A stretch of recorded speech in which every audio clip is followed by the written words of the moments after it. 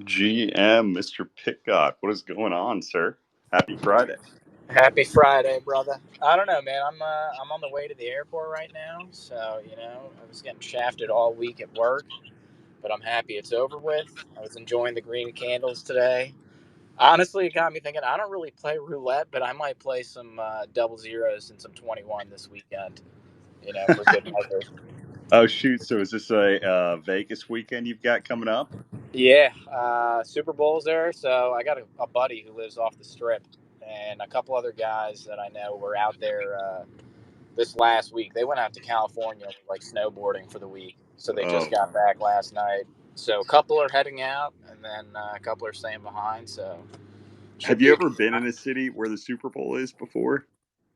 Yeah. So actually, last year I went to Vegas, same thing for Super Bowl weekend, and it was in Arizona. And I'm a Philly guy, so the day of the bowl, we just drove out to Phoenix and watched the game out there. We had a couple friends who were going, so we tailgated with them, chilled, and just found like an outdoor bar kind of like half a mile away from the stadium. If they won, we're going to stay and go out, but you know how that ended. Yeah, no, dude, what I will say is like being in the city where the Super Bowl is hosted is an absolute blast, but it is also a definite shit show. I can only imagine what Vegas is going to be like. Like, y'all aren't going to the game, are you? Nah, nah. Unless Dude, I'm cooking at the tables this weekend, probably not. I mean, hey, like the one thing I'll say toward that is I think going to the game would be incredible, one of those once in a lifetime type things. But at the same time, it's also such a pain to be able to just get in, get out of the stadium, make that trip, go out of your way for it. Such a time burner versus, I'm sure there are a million, not I'm sure, there are a million amazing places to watch in Vegas that are going to be an incredible time where you don't have to deal with that hassle. Um, so I don't know, man. I think just being down there should be a good time. How big of a crew is it that you've got meeting up with you? It's like six total, so not too big, but I think it's the right size, especially given like the group who I'm going out there with. So I mean, I'm honestly probably going to try and grind some poker tonight. I've been like dying to play. So I played a little bit last year when I was out there, but not too much because we were kind of moving around a little bit more. But this time, that I get to stay in Vegas the entire time, it should be fine. I respect that, man. I again, I brought it up enough time in this space is like, dude, one thing that I just don't mess around with it. Actually, I take that back. Like, if I'm with a group of buddies, I don't mind playing, right? Like, I know my spot at the table, and I know that making a run, you know, like if I make a run to win it all, it is pure luck, right? It is not based on a skill, not based on anything else. So I'm fine with doing that. My issue is in Vegas, though. I like, the times that I went, I remember studying everything with, like, dude, I did so much homework ahead of time, right? And I just got like two really, really terrible, terrible bad beats in a row where I was way overconfident with how much I put in there. And I'm like, dude, I'm not doing this again because I gave myself a daily budget back in the day whenever I did this. And I blew through it almost immediately. And then I was just so pissed off. I'm like, I'm not touching anything else. My friends are out there still doing whatever. And I don't know, man. That was a big part of why I was like, I'm done with Vegas from here on out because I know if it's that bad then, whenever I put all that work going into it, I'm like, I'm never going to get to that point where, I understand the luck side of it, understand whatever else, kind of understand the fun, but like, I just know it's not for me. Um, so I respect it though, man. Like going up there should be a pretty solid time. How are things up there right now in Philly, just in general? Have you guys been having any snow, having any other stuff like that happening recently?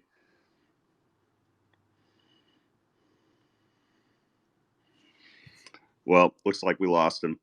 Anyway, if any of y'all want to come up here, feel free to hit that request button. I'll bring you guys up on stage. Welcome to the 103rd consecutive episode. I apologize again just for the off timing this week. Had a few things going on earlier this morning. Then, whenever I set up the ETA, I messed up again, being off by about an hour. But again, had to make sure that I at least got this up and running. It's been an interesting week. Honestly, just fun sitting here over the past several days and seeing us reclaim the highs from, that I guess, post ETF, like the launch of the ETF day. Um, and I don't know, man. Like the most encouraging thing for me looking forward, just looking at the market, is just considering where we are right now, how close we are to reclaiming Bitcoin's all time high in general at this point, pre halvening, is incredibly bullish. And when you look at all the narratives that are happening around right now, right, whether it be everything with the inscriptions and ordinals on Bitcoin, whether you're looking at ETH with a bunch of the different airdrops that we've had recently. And, heck, even the ERC 404 narrative is really interesting to keep track of. Heck, I could go on a whole tangent about what's happening with everything there. But, like there are just so many different narratives that are popping up that are all bullish in their own rights, right? Like you have these little mini bull markets that are popping off. And I don't want to call them all legitimate bull markets quite yet, right? Because it's one of those things. I think whenever you hit a real bull market, right, you're not just seeing 10, 20, 30% things here and there. You are seeing everything across the board printing that every day for, honestly, months on end. Um, and we're not quite there yet, across the board. But again, you have these little pockets where things are happening. And you have narratives. I mean, heck, even over the past week, right? Like we had the whole Solana crashing narrative, or Solana being down narrative again, which we haven't had in a long time. And the funniest thing about Solana being down, whenever it does happen, is you get so much FUD on the timeline. And every single time that it has happened, it has presented this amazing buying opportunity because it has not died. If it didn't die as many times as it happened the last bull market and it continued to print higher highs, it was almost a rule of thumb that it was going to happen again. And we have seen that so far. So it was a little bit reminiscent of the old bull market.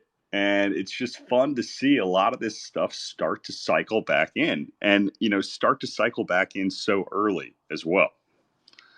Um, all right, so we got a couple new people up here on stage as well. Mr. Owen, what's going on, sir? Welcome up.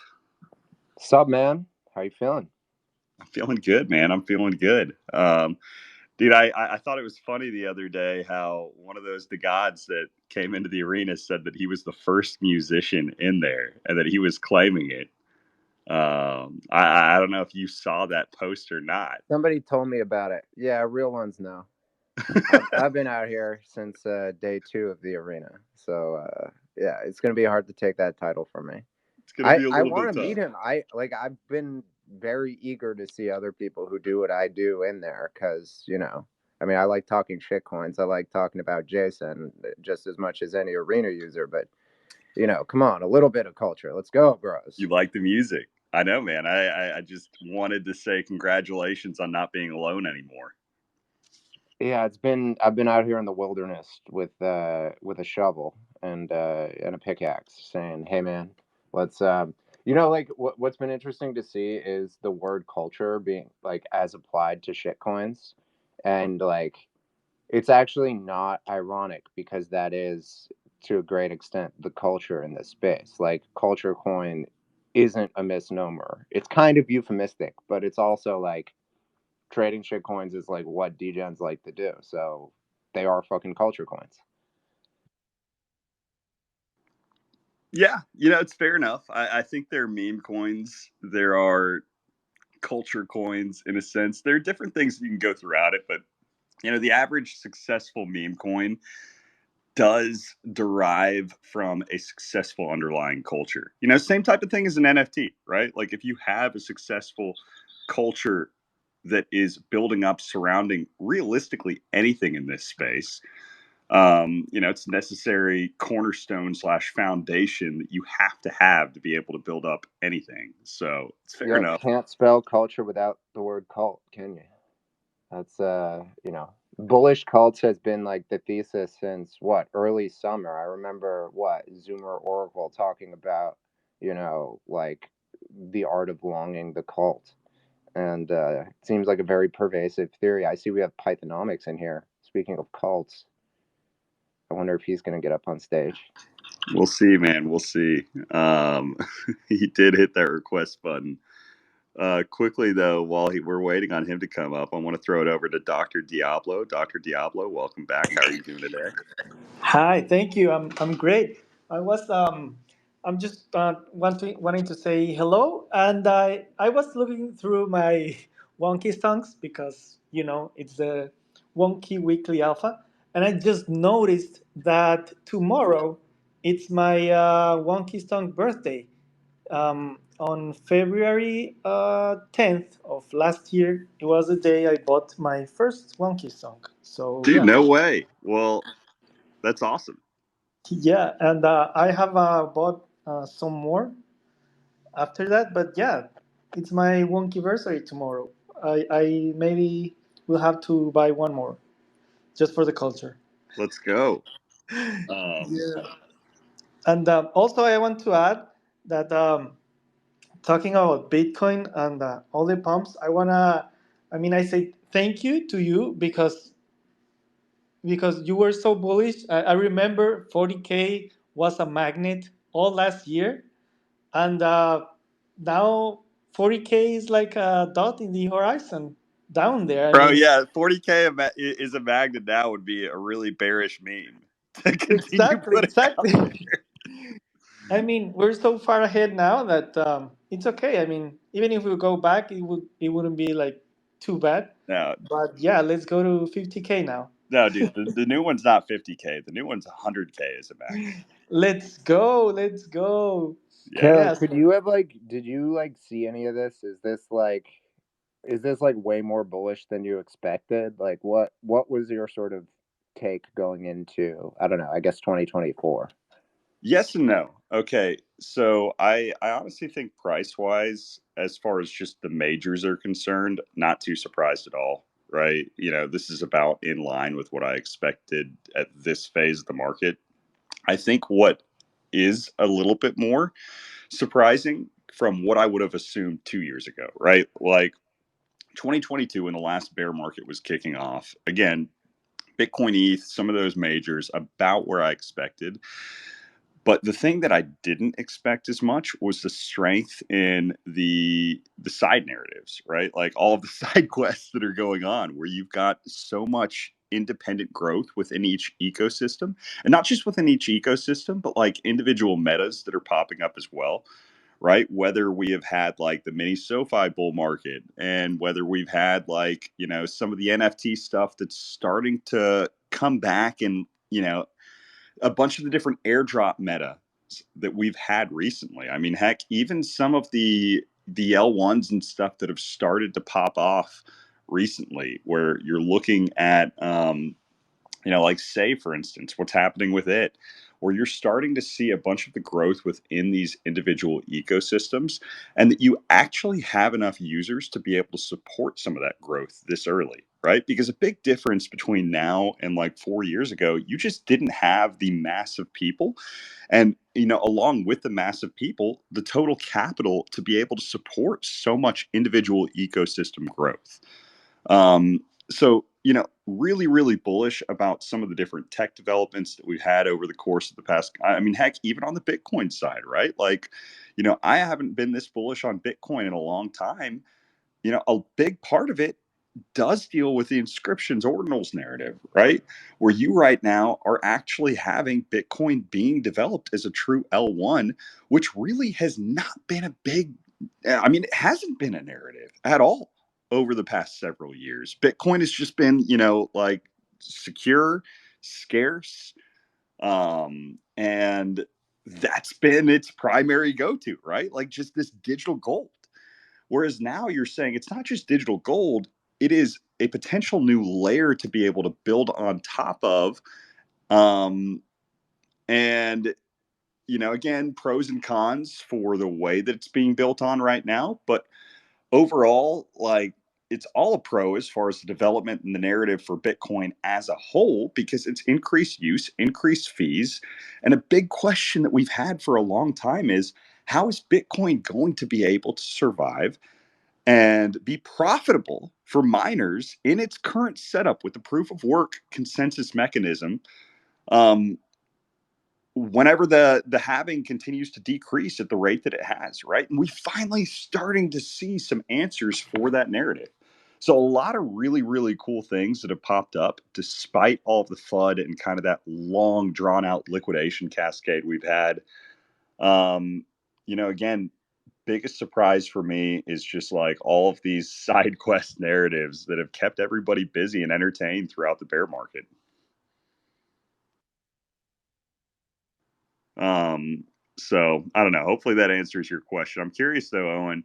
You said you started in the crypto space. What was it? The middle of last bull market, or did you come around a little bit earlier? Nah, the like about 2 months before the Pico top. I actually came on. I like very briefly jumped on ETH. Then I came on to Avalanche like right when it was when time was like retracing from its all-time high, Time Wonderland. So I got rugged on all those AVAX joints. I actually made some money in some of them. I didn't do too badly, all things being equal. Um, and I didn't hold down, 99% like so many did. But um, yeah, I came like sort of near the top and then started doing some like biz dev work in the space, and jumping around, did some stuff on Phantom and was sort of like, trying to figure out how all this shit worked, trying to understand like how liquidity moved, which like I don't know, there was a lot to learn from those low liquidity conditions because for instance, if you have like multiple low liquidity pairs on different dexes and you send a transaction through one, you can see like in real time all of the sort of chain of events that happen as a result of your transaction. You push this transaction because the liquidity is low, the price moves. You see all these ARB bots and MEV bots coming in to, you know, uh, make the prices efficient between different pairs. So like, I wasn't really like making that much money in the market, but it was sort of a good time to just like kind of fuck around and find out because it was a lot less expensive to do so because there was no attention there was no hope, so I wasn't like really trying to take big swings. No, that's awesome, man. So like, I think that's the key thing though, is the fact the majority of the experimentation and the growth that you had sounds like it was all just messing around on chain, right? Where you were active, you were going through these pools, getting that experience, and that's a huge thing, right? Like, having that at this point. But um, and also, I am curious, what was your mindset as it started to enter more of this bear market period that we've been in, where the prices weren't going up anymore? What was it that got you to stick around? uh Mental illness, I don't know.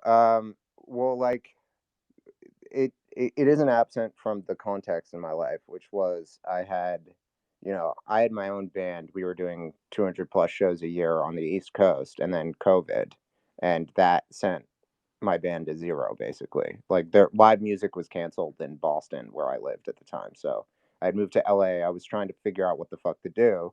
But out in Los Angeles, everything was closed too at that point. There wasn't, everything was still restricted. So the ability to like network and do the stuff they had come out here to do was pretty limited. I was mostly just doing virtual stuff like yeah, mixing, producing, writing for other people, but couldn't really do the IRL stuff. So I think like part of it was I was bored, and like I was a gamer growing up too. Like I loved RPGs. I played WoW. Like there was a lot to like for me in sort of trying to understand how this stuff works, and and like how I might be better at playing this game. Um, because I understood, at least from what people had told me and from the history, that like these things do go in boom and bust cycles, and there will be a point when it comes back. And I don't want to just sort of like, I don't want to be the guy who came in at the top, lost money, and then like just get surprised by the thing being back in the future. I was like, okay, I lost some money, I paid these tuition fees. Like, let me figure out how I can do a better job understanding this stuff, figuring out how the tech works, how people in the space think, and sort of figure out what an avenue for me looks like. And I mean, I had actually come in initially because of all of these hype stories of musicians and other artists who are like killing it, um, like on the NFT side, and then slowly coming to realize how much of that was kind of fugazi. Um, but have been since then sort of figuring out how to apply that skill set in this space, and how to do music in a way that engages with the space but isn't like griftery, which I'm still trying to figure that shit out. Yeah, I think that's one of the struggles, though, is that as long as you're in this space, you're always trying to figure that out, right?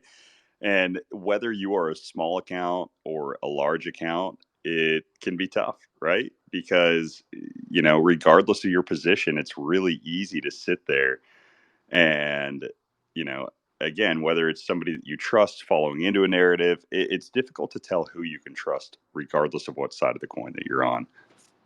Yeah, I realized, like, I listen to some people, but even in the cases where I'm listening to people who are smart, do have good takes on the market, like I still end up getting wrecked if I do that, because at least for me, I don't know if this is true for other people, but like I I don't believe there's any way for me to successfully trade somebody else's book. Like I can only trade my own convictions. I can't really just like hear some take somebody else has and then like do it, because then I'll get shaken out by something because I won't understand why I'm in the position in the first place. No, But like I know like other people have different strategies. I've never done like much in the way of sex trading or like leverage trading. I've always just been sort of like quote unquote in the trenches, like trying to figure out what the fuck is going on. So dude, if I'm being honest, though, I think here's the deal. Like, as far as the sex trading goes,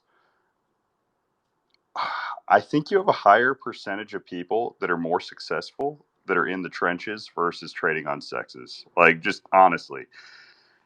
And, you know, just from personal experience, the thing that, like, trading on a sex, obviously you need fiat onboarding ramps, and there's some real advantages to it, just as far as the liquidity, ease of access on and off. There are some more intuitive things as far as the security, but you have to be able to trust the exchange in the first place, as we saw with FTX, right? Um, so, there are some definite pros to using it, but I think overall, the average degen has a higher chance, a higher likelihood. You also have a much higher competitive sphere trading on a sex versus trading on chain. I think that you have a lot higher percentage chance of just stumbling upon something that pulls off a random 100x that you're not going to get by the time something is listed on a sex. Like, it's already done that. well, So what I kind of realized is on chain, like if you're a curious person and you're willing to sort of like dig through block explorers, it's way easier to cultivate edge because so much of the information is public. You can like figure out, or at least sort of like build a thesis of what your, I don't know, your opponent's strategies are, just by looking at their transactions and how other people are, painting the chart or whatever the fuck they're doing. Like you can, at least for me, I found that it was easier to sort of build some models for how to approach risk. Um, I also learned how much of a crock of shit efficient markets theory is, because there's so many inefficiency, like with the, like how many chains there are, low liquidity setups, like arbitrages between, different chains, things like that. Um, there were all sorts of opportunities in there, but granted, that sort of, the way that cuts against you is like the shit you don't know, like when multi-chain, for instance, got rugged, and Like I was sort of I didn't have a heads up, but I had noticed a lot of sketchy shit going on there, and so I had pulled all of my wrap tokens from that. But it's like the thing about on chain is what you don't know can get you killed. Although, I mean, look at FTX. That's true there too. So, And that's what I brought up, like as far as the security side from a sex versus doing other stuff on chain. Intuitively, as long as you can trust the exchange, which again, obviously with FTX, saw there's still a lot of risk there. I think if you can trust it, then there's less likelihood that you're just going to get completely drained, like what you might do with one accidental click doing stuff on chain. So, again, pros and cons, but like you've got to be in the trenches to be able to learn that stuff and have the opportunity in the first place. Yeah, sex Our is also snitches. As soon as you connect to your snet or your sex, you're doxing all your wallets. You connect to that. Um, Maybe not to the entire community, but at least to the government.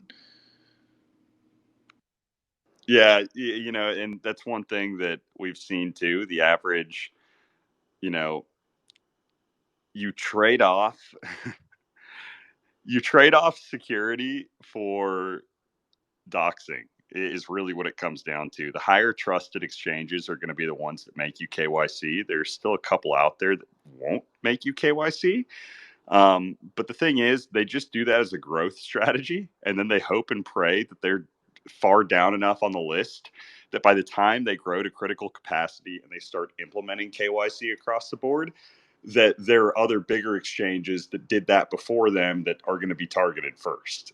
Um, so yeah, I mean that's one of the things too that would like versus old cycles. Sex on an old cycle, like there were a lot of other pros for being able to go through that. I mean, like let's be honest, there were people that just washed whatever through it, right?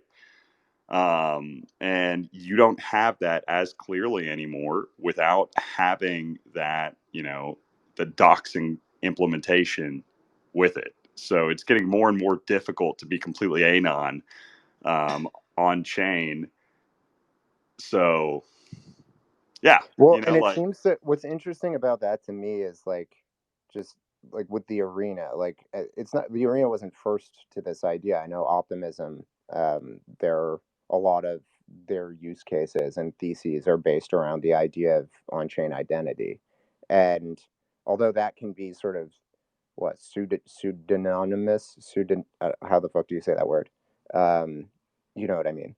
Like it pseudonymous. seems to be, yeah, but it seems to be kind of like in opposition to the idea of anonymity because they're like tracking more and more data, getting more and more data, and those things are useful to a lot of, like for me, like I'm doxed, I'm trying to do like build a business which is related to this space. So I don't really give a fuck. Like Facebook, Instagram, all these companies already have my user data. It's not like I'm risking anything additional there. But like a lot of, I think there's a bit of like a clash of ideals or a clash of like values that is like coming or will be coming to a head based on like, is crypto supposed to be self-sovereign and anonymous and hiding from the government? Is it sort of an instrument of better efficiency and data tracking? And like all of these things can be true at once. That's going to be a huge point this next cycle, I guarantee you, because again, as quiet as things have been right now, we've still had a decent amount of crypto regulation that's been pushed through over the course of the past year. Whenever things are blowing up again over the next couple years, it's going to be huge again, right? And where that really is going to come into play is whenever you do see a little bit more of a push for some of these central, the CBDCs, which, whether that comes in the next few years or whether it comes in the next 10 years, that type of stuff is coming, right? Like, I still believe one way or the other that is going to be implemented in the future of a lot of different countries. Like it just makes the most sense as far as efficiency and control for the average government. I mean, again, whenever you look at it right now, like think about how much counterfeit currency there is out there in the world that's solved with CBDCs. Obviously, there's some other risk vectors that come along with that, but like there's just so much more power and control that goes back into the hands of the government with that. It's one of those things where you trade off as an individual as that happens. There's also more efficiencies for you, but you trade off freedom for efficiencies. So then whenever you have these currencies like Bitcoin, like all of these other independent chains that are out there, it does in a sense become a little bit of a threat to what is trying to be pushed as far as the CBDC narrative as well. So there is a conflict of interest there. And I really think that's where you start to get into the big value proposition of crypto as a whole. But it's also where you start to get into the huge narrative of, what will be allowed, what won't be allowed, where we're going to have more attacks left and right. And it's just a natural progression of the growth that is going to happen in this industry as it starts to be not just, $8 trillion, but, tens of trillions of dollars down the road. Rooster, what's up, man? Man, it could be the dab I just took, or I don't know. But this sounds like a bunch of bear market talk to me, in my opinion. I'm trying to be bullish right now. I'm trying to be up here circle jerking DYM and now wormhole that's coming, and being up today. Uh, yeah, don't mean to derail the conversation, but I'm trying to get bullish here. Oh, it's fine, dude. A lot of the stuff I'm bringing up, like, hey, if it sounds bearish, it's bullish, right? These are all reasons for why there's so much growth to be had in this industry over the course of the next several years. Yeah, but But I I don't agree, want man. to. Like, hey, the Demi, congratulations on that to everybody that claimed their Demi. Have you sold it, staked it? What's your game plan with it? Right now we're in the market to not dump your free money. I mean, I just could be super left curving everything, and I just end up with a bunch of worthless magic internet points, and all my money's gone. That could happen, possibly. Is that where I'm putting my money? No, I'm doing exactly that. I'm staking all my internet money for magic internet points. I haven't touched Blur, dude. I haven't even looked at Blur's price since it dropped. I just let it stake and get, I don't know how many millions of fake Blur points I have right now, but it gives me a chub. Um, yeah, no, we're in the season to farm everything. Don't no need. I mean, unless you absolutely dire need to take profits right now. I mean, sure, you skim a little bit off the top if you want to, but like, unless it's life or death, like you're not gonna have a roof over your head if you take profits. Fucking let that shit ride and farm as much as you can. I'm with it, man. I agree, right? Like, because considering where we are in the cycle, the one thing I'll say though, Rooster, toward that is, you know, for instance, in 2020, right, it was an obvious no-brainer that the crypto ecosystem as a whole was going to continue to push higher and that we were going to continue to print, and we did over the next 2 years, right? But what was the hottest thing in the summer of 2020 before everything else took off? It was the DeFi narrative, right? Where DeFi was just printing left and right. You had all these big names that were just going off.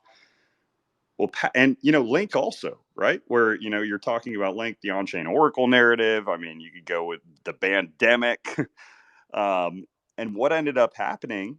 A lot of those never ended up reclaiming those highs. They kind of fizzled out as other narratives took control. So I do think there's something to be said, though, whenever you're playing with some of these alts, that hey, as you're getting these winners, it's not a bad idea to take some off, not necessarily from the sake of you're saying, hey, I'm going to put it back in my bank account. I'm going to be like, I just think that it's good as you're getting winners to be able to, start to take some off, to be able to rebalance your portfolio, have some capital to stick to those new narratives that end up popping up as they do. Oh yeah, I mean, I definitely agree. Always, take a little bit off the top, even if it's not your complete initial, just to stay liquid. Like, nah, I ended up completely missing this whole ERC 404 narrative. Um, Well, just I mean, because. but you have to ask, like, right now, hey, it's been a week, right? Like, you have to ask yourself, a week into inscriptions a year ago, did people miss it? Like, you know? Yeah, and like nobody knows what comes from that yet. Like people have all sorts of ideas of how that gets used, but like the sort of creativity around implementing it into other protocols, like that's going to blow it up. And who knows, it'll like there. I'm sure the first mover will do well. No, yeah, Uh, but see, that's the thing is right here after being where we are in a week, right? Everything that's coming out new, you're gambling on, and 98% are scams, right? Other than the OG one, right? But then that's up.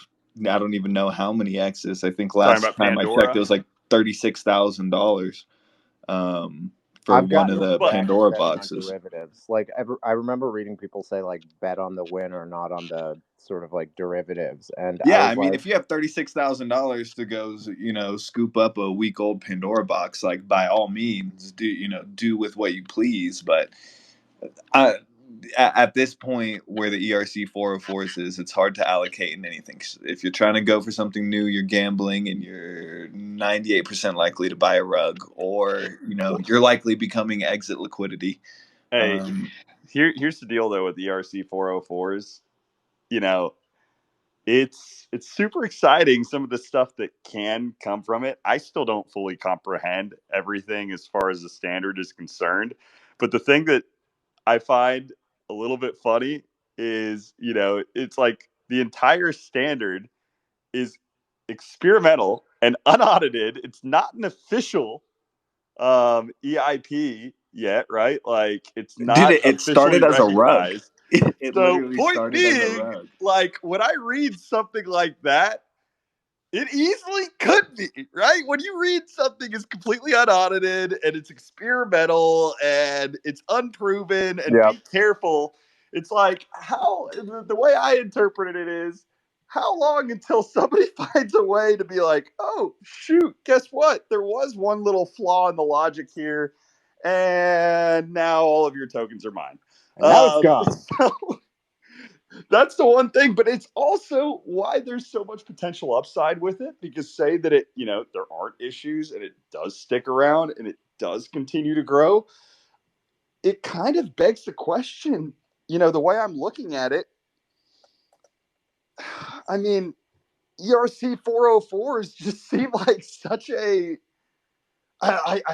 Again, it's tough for me to talk on it because I don't fully understand it, but it makes more sense as a standard than the 720 for NFTs as far as just being able to more easily fractionalize. But at the same time, it doesn't because, depending on percent, I don't know. There are a lot of things I'm still reading and looking into with it, but that's what makes it exciting, man, is the fact that nobody else really does have a full grasp on it as much as people are trying right now.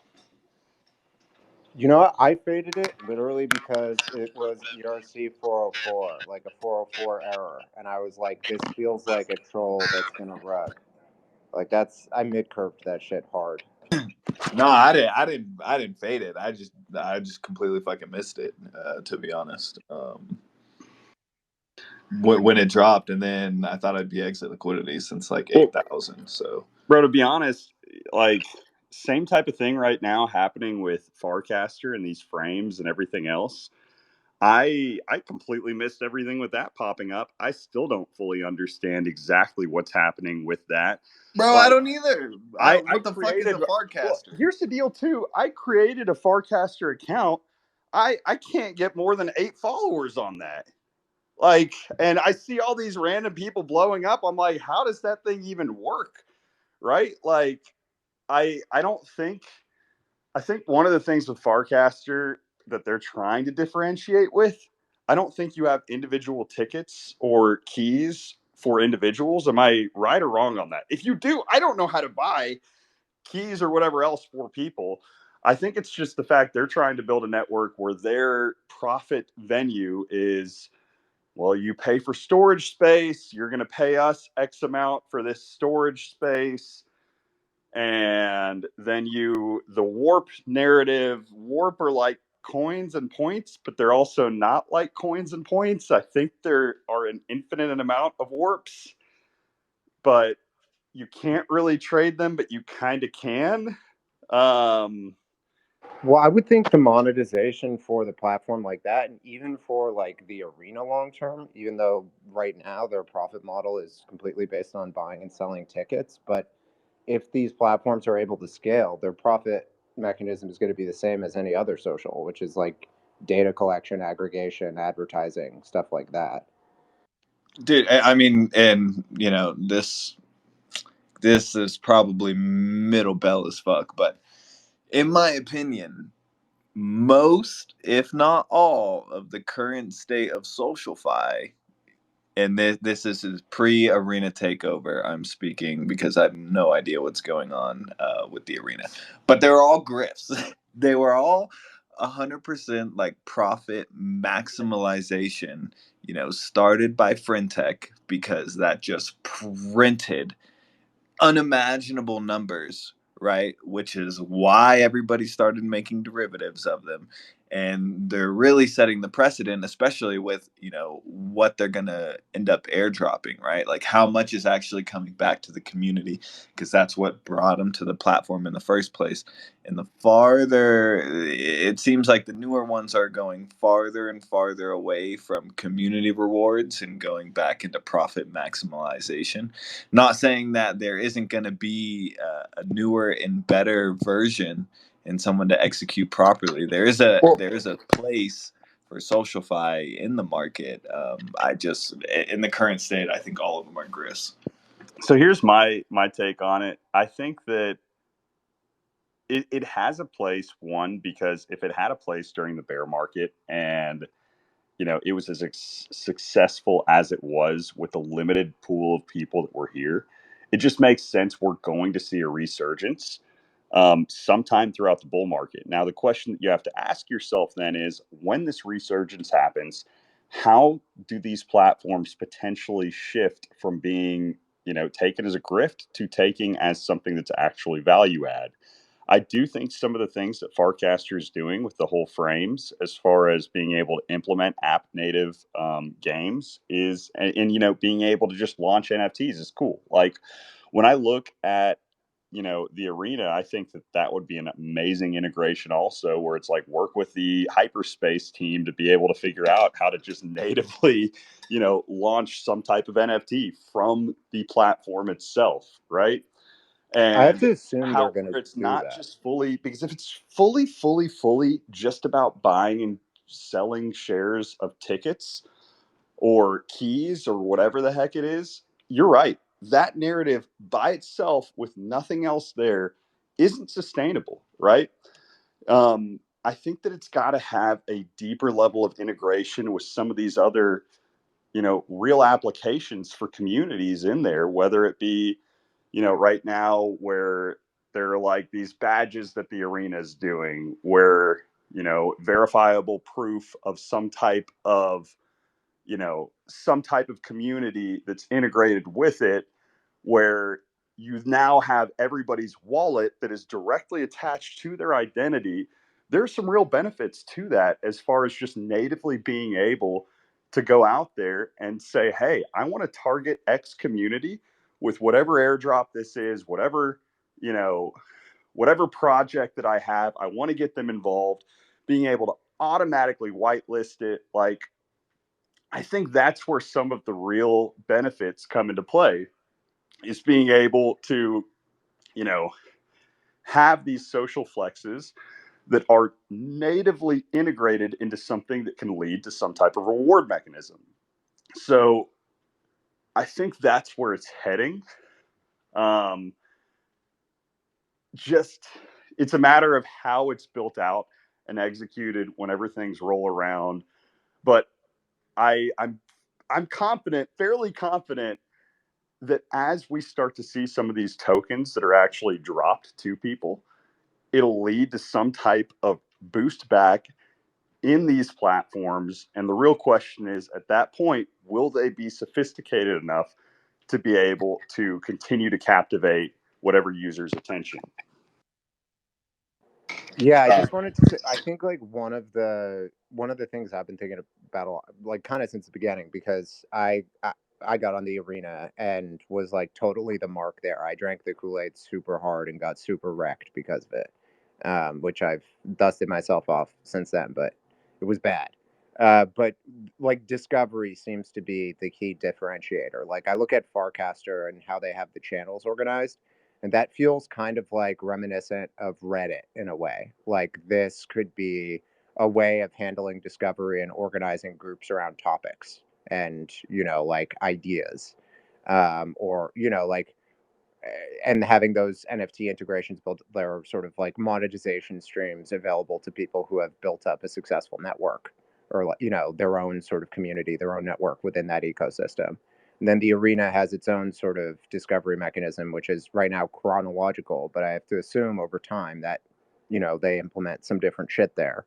Um, like that seems to me the key differentiator between kind of all of these platforms. It's not like you have a lot of the same tools on Twitter that you have on Facebook, that you have on Instagram. Like you can post photos on Twitter. It's just how it's displayed and how discovery is handled, that sort of differentiates why you would use one app over another. So like, is Forecaster trying to be Reddit? Is there going to be another platform which is going to be like an on-chain Discord? Like how are they organizing around the uses, and like the kinds of things that users want from them? Yeah, I don't know. There are a lot of questions to be answered.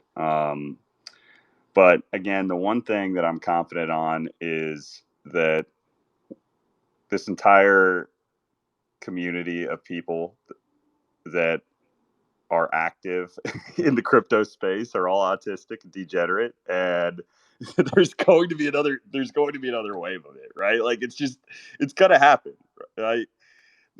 Like again, just a matter of what that looks like at the time that it does happen. But it's really easy too, just to look at, again, what is the key thing that's driving a lot of the narrative and the conversations on these platforms that are successful right now.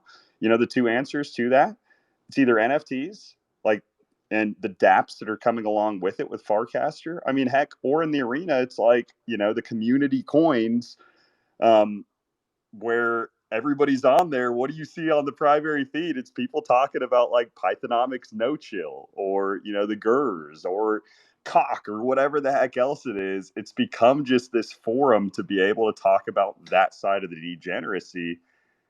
So again, it's kind of It's these for side. airdrops. Like even No Chill was an airdrop. It's airdrop season. That's why people are on these social platforms, is because of a promise of airdrops. Like it farm the fucking airdrops. Like that. Bro, and that's it. That's really it. I even posted about that today in there. I'm like, dude, like there's got to be something out there sometime soon. Like, how in the world have zero of these SoFi platforms that have popped up put out anything about what points could mean by now? It's been like how many months? Nearly 6 months. Bro, And give me my damn like, Friendtech stimmy. well, Like they no, stopped and you collecting heard the how points Yes. with it. far Friendtech's pushing it back now. They were supposed to be over by like literally now. And they No, were they like, they announced actually, it the was the last final. 10% that we were going to give out, we're going to extend, we're going to save that bucket of those 10% of tokens or points. And now that's going to be distributed over a season 2. And it's like, dude, Woo! what? That's the stupid. That's literally what Blur almost shot themselves in the foot with during season 2, and they bled their token out because they deliver the fucking money. That's what people want. If you say you're gonna do something, just do it, and then people will flood in, and they will give you a fuckload of money. Amen. Rooster, Like I can. God, send me my Rooster, stimmies. Rooster, you want your stimmy, right? I've got a shortcut to get you your Frentech stimmy right here, right now. You can do it live if you want. Dude, are you gonna Would you like to animate hear my it? panda as well? No. What would you like to hear it? I mean, only if you're gonna animate my panda with it. No, I'm not touching the animation side of things. Sorry. But here's what you do. If you want your Frentech stimmy right now, first of all, this is not financial advice. It's just fucking around finding out. Go find on deck screener the nearest honeypot and dump your money in there. That's your stimmy. You're gonna get Woo! nothing Let's from go, Frentech. bro. You will get nothing from friend tech. Those points are worthless. Yeah, I mean, honestly, I don't, I dabbled in it, tried to, clicked a few buttons, got the farm, however much they give me. I mean, this Bro, is here's really the the deal. answer. Again, it comes down to like whoever drops it first is the winner. And I That's kid you not, because there are all these people that have farmed points across the board right now. And like whoever drops a token first is going to bring all these users back, because it's like everybody put in this work back in the day and they've kind of just forgotten about it because it feels like a dog chasing its tail. So whoever drops a token first is going to get a huge influx of user, and I think there really is an advantage to being a first mover in this space. So we are Curate, in I don't an know if I told you interact this, to but earn economy, right? This is what they deliver the money, the people will come. And it depends on how much money you give, is how much time and effort will be put back into it, right? Like everybody who got these fat ass dimension stimmies, right? I had no idea what dimension was even by the time I claimed the stimmy. I barely have any idea of what it does now. But guess what? I started using their platform, and I guarantee you, when more they sent me like, $8,500 on the stimmy. Like as soon as they start coming out with more stuff, I'm gonna start interacting with the more stuff that they're doing. Send out the money and the people will come. When was the yeah, last time you purchased an NFT on OpenSea? Like anybody on the panel, when was the last time you purchased an NFT on OpenSea? I use OpenSea just to view NFTs. It's Okay, my that's viewing. I didn't that's ask open about sea. viewing them. I said when was the last time you purchased an NFT through OpenSea?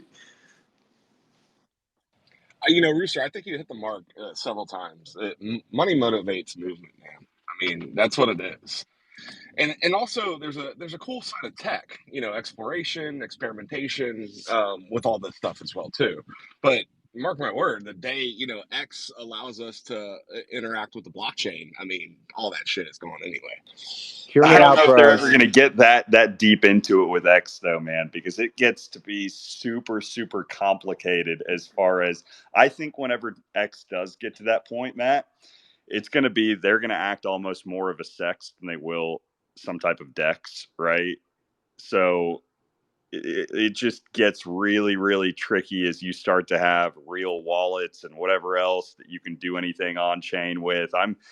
I think it's going to be more of a sex type of situation.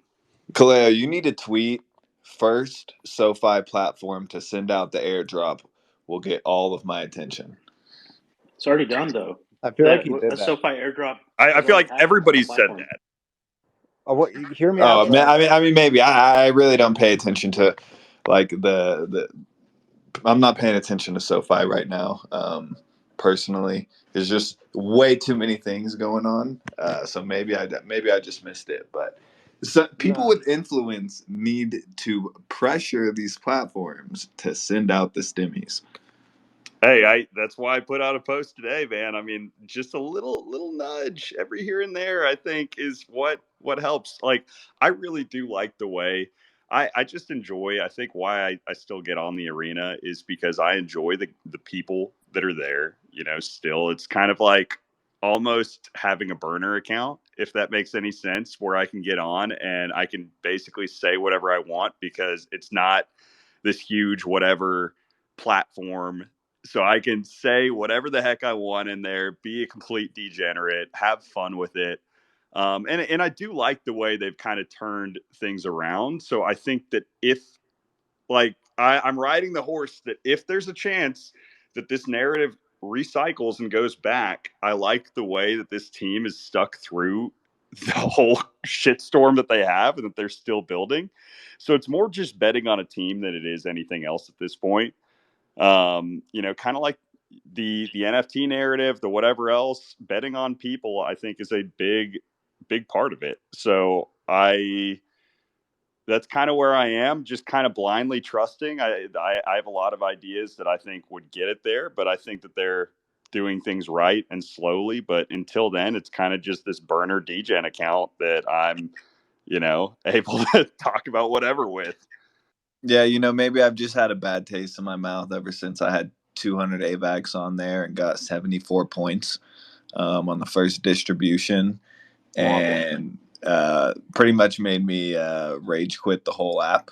And then not only that, and then I didn't get another distribution even after holding through being rugged and then being unrugged, and then I still didn't get any more points. I don't think TVL is weighted super high. I think it's trade volume and in-app activity, just like from what I've seen. Like Friendtech seem to weight TVL very highly. I don't think they're doing it nearly as much. Like there's much less of a multiplier. Yeah, well, I For mean, there TVL. was a minimum of 200 AVAX traded, and at the time I was being active. Well, I think I your could big just be point is salty. That's what I'm saying. The what makes algorithm everybody just could salty. have. People that have stuck around, it's like across any of these platforms, Rooster. Like, it's just that everybody's sitting there wondering, okay, they did this initially for X yield, and it was all theoretical based on what points could be worth. But it's been this long, and nobody has any idea what points really mean.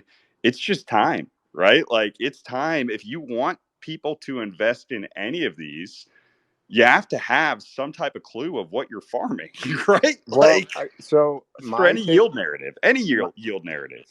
I think like what I would guess is the angle for like for instance the arena is if they can drive more user engagement, activity, TVL, volume, all of these things, they can. I mean, I don't know what kind of funding seed round, whatever talks are going on. I have no sort of inside track there, but like the more interest and activity they can generate before those talks happen, the higher valuation they can raise at. And that, that might be something that prevents them from releasing information early because they think maybe they can juice these things and that will create a larger airdrop, which will then flywheel into a bigger influx of capital and lead to higher valuations that subsequent raise it. Like, there's a bit of game theory to their approach as well, I would think.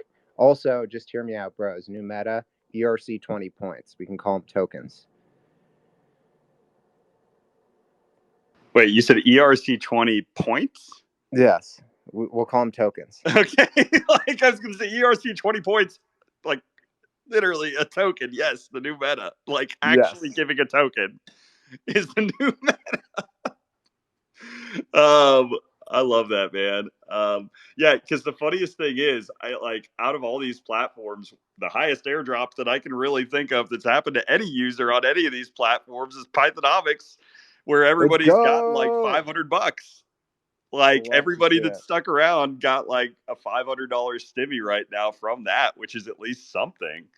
And It I was worth staked more. them too, and am farming Python's next drop. There's no next drop. You said farming is next drop. That's news to me. What more do you want? No, I was just fucking around, playing into the farming meta. But anyways, so speaking of which, wormholes, I think's about to be dropping soon. Just found out Lads got an allocation on that one as well. So shout out to Lads getting me the Demi check and the dub. Keep them coming. Just one more Do you thing have on to the do social anything fi to chip. get the Mad Lads claim? You had to previously when they told you to in December. Go into the wormhole Discord and verify your lad. Ah, damn it. Okay, thanks. Yeah, I didn't think I did that either, and then I checked the Discord, and apparently I did do it. So, pat, got to pat my super stoned previous self on the back for taking care of that. So all I'm hearing is the next Wonky Stonks meetup, all the drinks are on you. No, see, it's not actually real money. Like I was saying about 20 minutes ago, it's all locked up farming magical internet points. So, sure, if I can pay in that, in my blur points, sure. First bar to accept points is like collateral for drinks. That's a fucking banger right there. Speaking of meetups, Kaleo, get on the ball. I think he's already confirmed, but also we're not trying to location docs too many times on spaces. Thank you, Father. I just wanted to say, I don't know if I told you this, Kaleo. I got pulled into like a meeting of this social fi app that's launching on a dogshit L2 chain, which I will not mention. But one of the key feature sets they were introducing was the ability to short people, which I thought is like at once both brilliant and so fucking evil. Are you talking about one of the new SoFi things that's popping up is shorting on people? It's not live yet. I went. No, I've heard about it. I've heard about it. Yeah, yeah. So that it is interesting. I was like, who's the counterparty there? Like, You could really like manipulate that so hard, short yourself, and then just like say yeah, because post something everybody's terrible and room is short way like, out yourself. of pocket, like Pigeon and Ansem's banter last night. Like if they were to make an account, let it run up, and then short themselves, and then start that banter. I think all tweets are deleted now. Hilarious though. Then yeah, that's like free infinite money. Yeah, a platform would never work. All the they'll 5-2 generate kings a are lot in of fees pain. though, and like they'll explode and generate a bunch of fees off their users though, probably. No, it'll look like every other SocialFi chart, a pump dump, like every other shitcoin chart, pump dump. Like it all follows the same shit.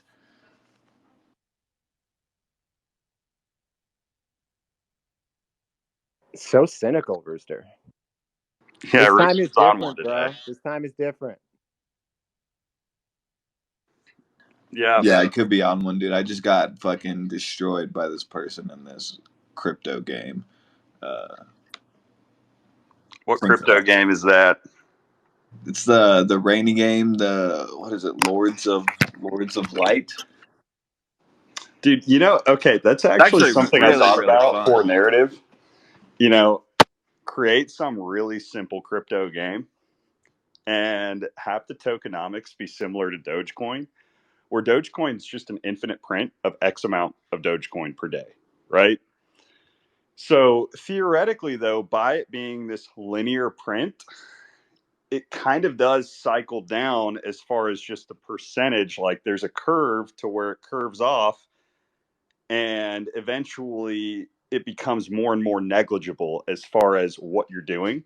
So you put this game out there, it's got an infinite print, and at the end of each day, whatever the points are that are calculated are then drawn back, and you get a percentage of whatever that pool is. So, and then you can go back and claim, like that claim period is once a day after. So it would have to be on a relatively, some type of L2 or, Sol type of network where it's relatively cheap to then go and claim those tokens. But yeah, you just do that infinitely. And is it worth anything? Here's where it starts to get Ponzi-nomic-esque, right? You can then go in there and you just have the casino type games where it's peer to peer. And the platform, whether it just be flip a coin and bet on one side or the other, or whether it's whatever, you just have these super, super simple games. And the platform takes like zero point 0.1 or 0.5% of whatever the fees are that are from that. Something almost negligible, but enough that in mass and in volume does add up. So what does it do? It just basically provides this incentivized infinite Ponzi where by participating, you get expert, and again, all about early participation. And is it an infinite Ponzi from the fact that it continues to print? Yes. But in the same sense of Doge, where the mechanics of the amount that are being printed each day don't differ, right? So I don't know if that makes any sense. Nah, dude, I got you because okay, so we have Python in here, which is what's probably the only dev in the space. So we'll be using him, and we'll be using No Chill as the token. Yeah, the dev to consumer ratio in these spaces is always extremely lacking and has to be picked up. But anyways, We can't do that, bro. No chill is hard money. you make rock paper scissors, right? Easiest to you just select. You have a countdown, and you select your choice, and then the house takes 10% off the top, right? So if you get it right, you get paid out, 1.9 per every one no chill. If you tie, you only get 0.9 back, right?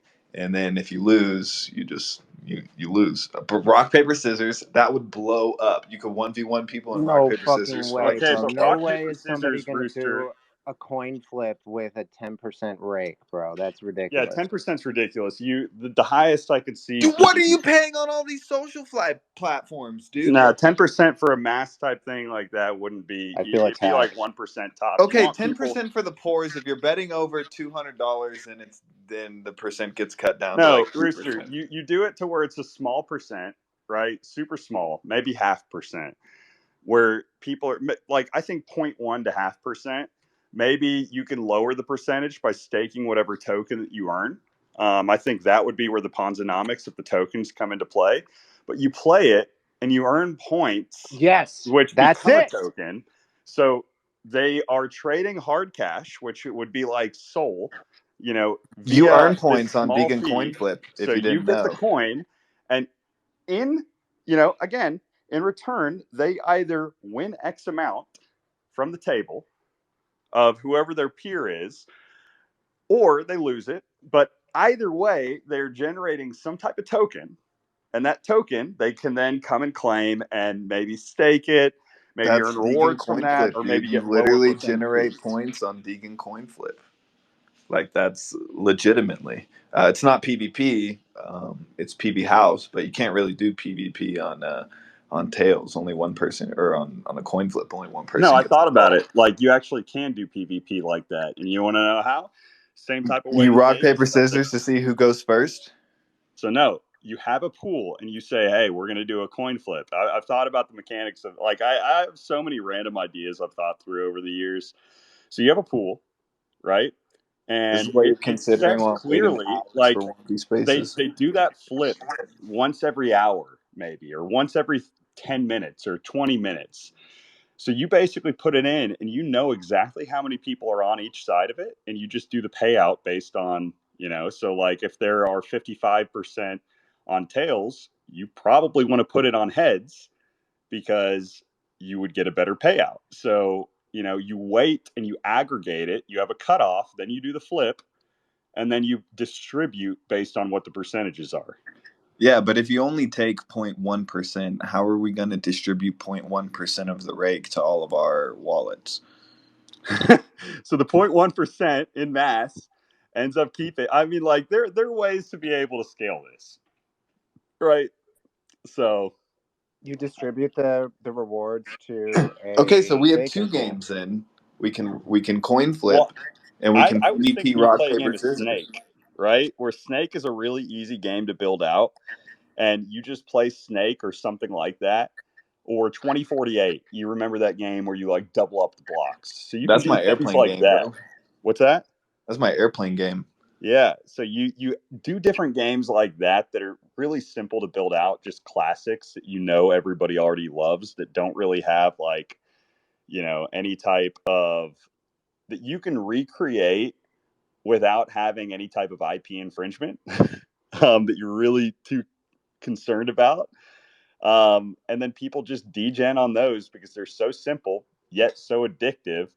Then you generate the points, do whatever, the distribution later on. I mean, again, like simple enough, but like usually in crypto, the simpler it is, the better chance. Because if you try to produce, like, again, I do think that there are some opportunities and that some high end games will eventually really take off, right? Like, I really do. I'm a big believer in that, but they're much more difficult, much more capital intensive. So, you start as small, build your way up. I just want to rock paper scissors people for Wonky Stonks. Is that too much to ask? It's a big bet Live right here there. on Spaces. I want to 1v1 someone with a rock paper scissors for a Wonky Stonk. Well, I think the way you do that is so with this token, you end up eventually having like a literal arena type of setup where you then can basically, with the contract, put up whatever you want to put up, play the game, and how do you end up paying for it? With whatever the token is, you have to put up X amount of token to be able to play the game and do it, or something else like that. What You about you this? writing Why this don't you down, create Python? a two-party predictions market on the floor price of Wonky Stonks, where you bet the minimum bet is one Wonky Stonk, and you have one counterparty. I mean, hey, they're like that's kind of what HXRO does with their options markets, right? Because at that time, you're basically in that sense, Owen, you're creating an options market. If you're betting on whatever the future, price is at X date. Exactly. And I mean, you'd get a lot of whales who want to play in that, I would think, because they can do things to No, yeah, sort of. because like 10 ETH triples the floor of Wonky Stonks. So It easily would create volume for the manipulatable. collection. It's a little evil, but it's, it would do a thing. I mean, hey, maybe you do that, right? You open it up to where you can make those type of speculations on different assets, and you almost list different assets the same way that you list different coins on an exchange. So I don't know, man. Like I said, as far as Ponzi nomic ideas within this space, I've got a million billion-dollar ideas that can get really, really, really, you know, for the way that people do these Ponzi's, it's like I see them and I just think to myself, man, if you really want to do a Ponzi, there are better ways to do the Ponzi than what you're doing this right now. I've tried my hardest to stay away from doing Ponzi's, but the people want Ponzi's. They do. About to start looking at Kaleo's Ponzi arc. Dude, the scammers these days are some of the stupidest scammers. Like the Vitalik hacker, right? Tweeted Bro, what's stupid is the stupid motherfuckers who fall for the stupid scams. an NFT drainer when he could have tweeted anything he wanted about Ethereum to either pump or dump massive, massive amounts. He tweeted an NFT drainer link. Like, you have that opportunity, and you probably did the most middle bell curve thing that you could have done, like I with don't the know. The least Gary return. Gensler hack was pretty recent. The SEC hack was pretty recent. That was That was kind of freaked awful. out. That was terribly executed. I thought about that one too. They had so many opportunities. What Like would what you they have really done, should have done Kaleo? there is they should have picked some mid cap coin and said, hey, this is an example of a token that we think is actually done the right way, that is not a security. And, Oh shit. for XYZ reasons, here's why this is an example. And we've got other examples that are going to be coming out in the following weeks. So you just bet the table high This is level the only that. coin endorsed by the It'd be like SEC. Yes, ICP. like, and it can't be something like Bitcoin because that narrative is already there.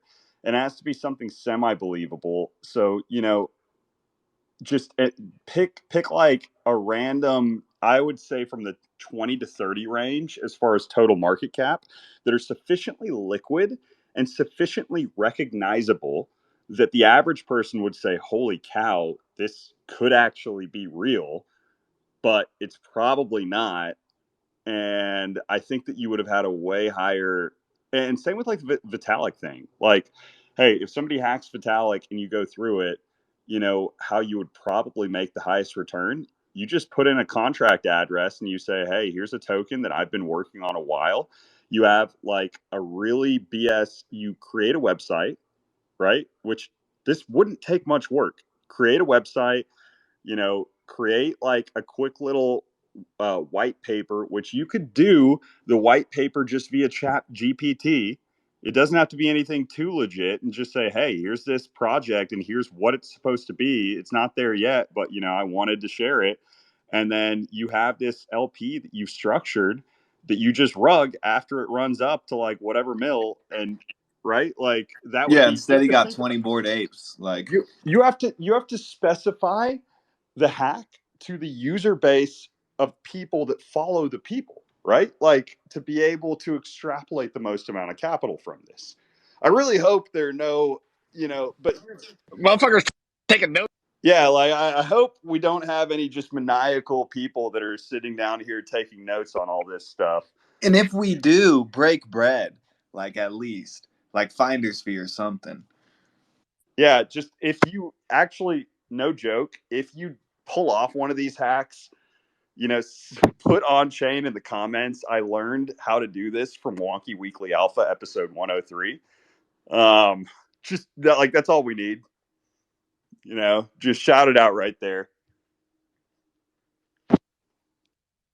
Kaleo, can I shill something which is related to points and requires no financial investment whatsoever? At this point, what do we have to lose? There might be some ape listeners itchy to click a link down there, so you never know. Well, I haven't like released the song on Spotify in over 2 years because I've just been like a pussy. And like I tried doing some music NFT space like stuff in the space, and I've gotten flamed by like everybody in the arena for it. Well, maybe not everybody, but a lot of people who are like, "Fucking music NFTs, just put that shit up on Spotify, bro." Like, yeah, okay, I get it. So yeah, I'm starting to throw stuff up on Spotify, fast and furious. In my fucking pinned tweet, I have a pre-save link for my Big Stocks and a Bag of Cock song. I'm going to be putting out that No Chill banger I wrote for Pythonomics and those guys shortly after, probably like a week and a half later. So yeah, how do points fit into all of this? If you go and pre-save it and, DM me, you will get points in my book, which is a great way for yield farmers to harvest some social capital. So get your points, which are absolutely worthless, but I'll think you're cool. That's kind of that's the kicker.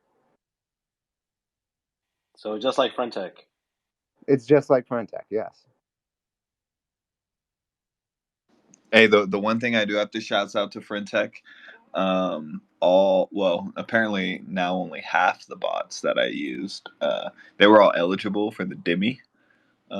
Half of them were. The other half got wiped off. What bots for Frentech? Yeah. The bot wallets, I got like about 54 dim per Frentech wallet. Oh, you could get dim for Frentech? Yeah, bro. It's the L2s, like Bay. Yeah, your Frentech wallet's eligible for dim. Dude, I mean, I really if you. missed out on the Dimmy. I didn't realize what all was eligible Idiots. for it. I could have gotten a lot from that probably. Dude, yeah, like I checked all my wallets, and most of them were eligible. And then come claim day, only half of them ended up actually getting the drop, which was kind of unfortunate. But still, I'm not going to sit here and complain about free monies. Not like the Jupiter people who fed their bags to zero, with reason though. Well, I can take the opposite end of that coin. I will FUD Dime until the end of time because they cut my allocation in half just because I claimed to the same EVM wallet. I was pissed. Womp womp. Yeah. Skill issue. Hey, you know what I'll shill to the 40 people in here? I will shill Pythonomics no chill like that. I actually really do think that's going to keep going places. So, for the 40, I guess realistically 30 something people that are in here, like, I think it's going places too. Sounds like Wonky meetup on Python.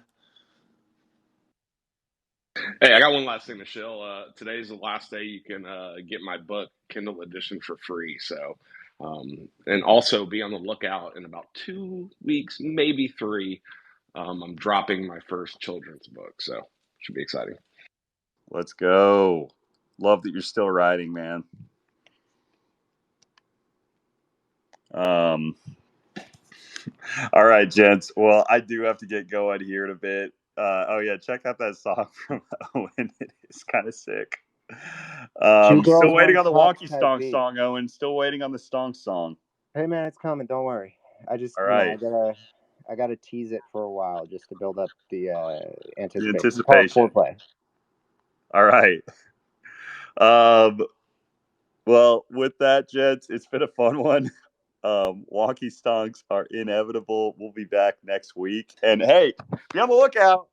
I talked to Rooster. I want to get back into doing some spaces more regularly. So it may not be a Stonk specific space, but DM'd him about setting up just doing a weekly space next week.